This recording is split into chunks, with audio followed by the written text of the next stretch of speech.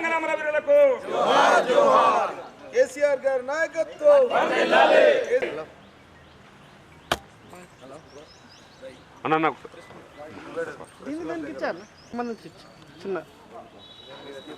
పక్కకే ఉన్నా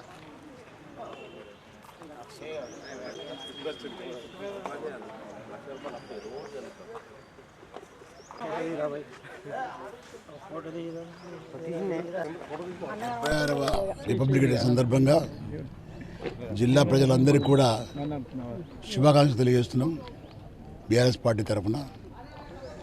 మరి 76 సంవత్సరాల గడిచిన సమరం గడిచిన తర్వాత స్వతంత్రం వచ్చిన తర్వాత 76 సంవత్సరాల్లో దేశంలో జరుగుతున్న పరిణామాలు, రాష్ట్రంలో జరుగుతున్న పరిణామాలు ప్రజలు గమనించాలని వేడుకుంటున్నాం మేము. ఎందుకంటే గత 1 year కింద అయితే కేసీఆర్ గారి ప్రభుత్వం ఉండనో 9.5 years 9.5 సంవత్సరాలు, ఈ 9.5 సంవత్సరాలలో 9.5 సంవత్సరాల కంటే ముందు ఏ విధంగా ఉండే ఈ రాష్ట్రం, 9.5 ఏళ్ళ తర్వాత ఎట్లా ఉంది అనేది ప్రజలు గమనించాలని మనం చేస్తున్నాం. కేసీఆర్ గారు వారిచ్చిన హామీలే కాకుండా అదనంగా విపరీతమైన హామీలు కాకుండా అదనంగా చాలా కార్యక్రమాలు చేసిన వారు, ముఖ్యంగా రైతాంగానికి, అదేవిధంగా పేదవాళ్లకు. ఈ విధంగా చేస్తూ ఉన్న తరుణంలో ఒక మోసం చేసే వ్యక్తులు వచ్చి మరి గత 1 year కింద 1 సంవత్సరం 10 రోజుల క్రితం వచ్చినటువంటి ప్రభుత్వం, కాంగ్రెస్ ప్రభుత్వం ప్రజలకు ఏం మురగబడుతుంది అనే విషయం గమనించాలి మీరందరూ కూడా. స్వతంత్రం వచ్చింది మనకు, కానీ మళ్ళీ తెలంగాణ వచ్చింది, కానీ తెలంగాణ వచ్చి మరి ఇవాళ 9.5 సంవత్సరాల తర్వాత మళ్ళీ చీకట్లోకి వెళ్ళిపోతుంది. చీకట్లోకి వెళ్ళిపోతుందంటే తెలంగాణ పరపతి, తెలంగాణ ప్రగతి, మరి ఇవన్నీ కూడా ఒక్కొక్కటి కర్మలుగా అయిపోతూ ఉన్నాయి. ఇవాళ రైతాంగం చాలా భారీగా నష్టపోతూ ఉన్నారు, పేదవాళ్ళు నష్టపోతూ ఉన్నారు. మరి దేశంలోనే నెంబర్ 1గా ఉన్నటువంటి తెలంగాణ రాష్ట్రం ఈరోజు నంబర్ 6, 7 కింద వెళ్ళిపోయింది. మరి దానికి కారణాలు చాలా ఉన్నాయి, మీ అందరికీ తెలుసు. ఇచ్చిన హామీలు నెరవేర్చకుండా, అదనంగా ఏమి ఇవ్వకుండా, ఇచ్చిన హామీలు నెరవేర్చకుండా ప్రజల్ని ప్రతిరోజు, ప్రతి క్షణము, ప్రతి నిమిషం మోసం చేస్తున్నటువంటి కాంగ్రెస్ ప్రభుత్వం ఈ రాష్ట్రంలో మరి ప్రభుత్వం వెళ్తున్న తరుణంలో ప్రజలు ఎప్పటికప్పుడు ఈ ప్రజాపాలనని ఏవైతే మీటింగ్లు పెట్టిండో గ్రామాలలో ఎంత విపరీతంగా నిలదీసిందంటే ఆ నిలదీసినా కానీ మరి చీమకు గుట్టినట్టు కూడా లేదు వాళ్ళకు.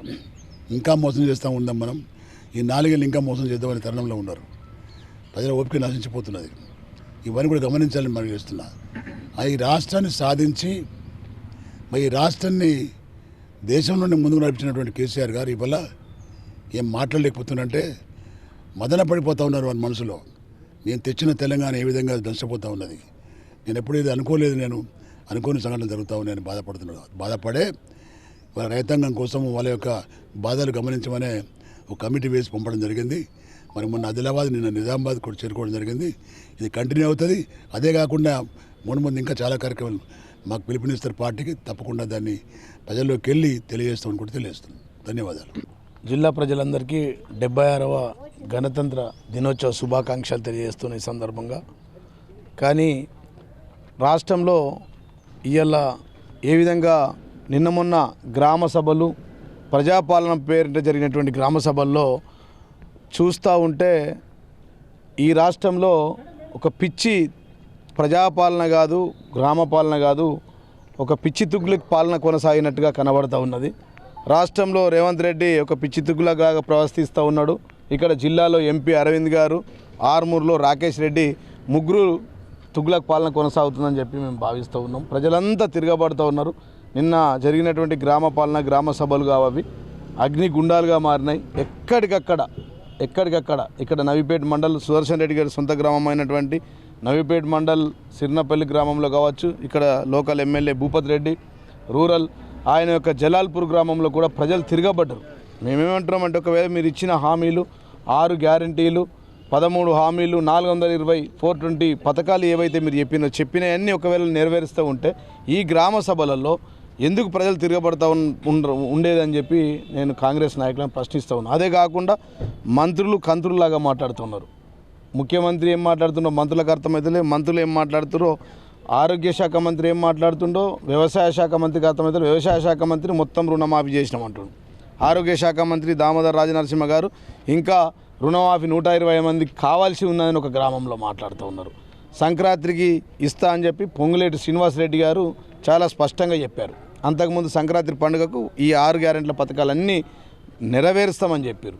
ఇవాళ మళ్ళా 26వ తారీఖు అని చెప్పారు. జనవరి 26వ తారీఖు నాడు గణతంత్ర దినోత్సవం రోజు మొత్తం అమలు చేస్తున్నారు. ఇలా గణతంత్ర దినం రోజు ప్రజలంతా రణతంత్రానికి వెళ్ళవలసిన పరిస్థితులు ఏర్పడ్డాయి. ఇవాళ కేవలం నిజామాబాద్ జిల్లాలో 33 మండలాల్లో మరి ఎక్కడికక్కడ ఒక్కొక్క గ్రామం చొప్పున ఇస్తామంటారు. అవి కూడా మొత్తం కాదు, కేవలం 4 పథకాలు ఇస్తుంటారు. కాబట్టి ప్రజలు తిరగబడుతూ ఉన్నారు. ఎక్కడ కూడా ప్రజలు సంతోషంగా లేరు. మరి మేము ఇంకా 13 నెలలు అయిపోయింది, ఇంకా ఎన్ని రోజులల్లా ఈ పథకాలను మీరు నెరవేరుస్తారు?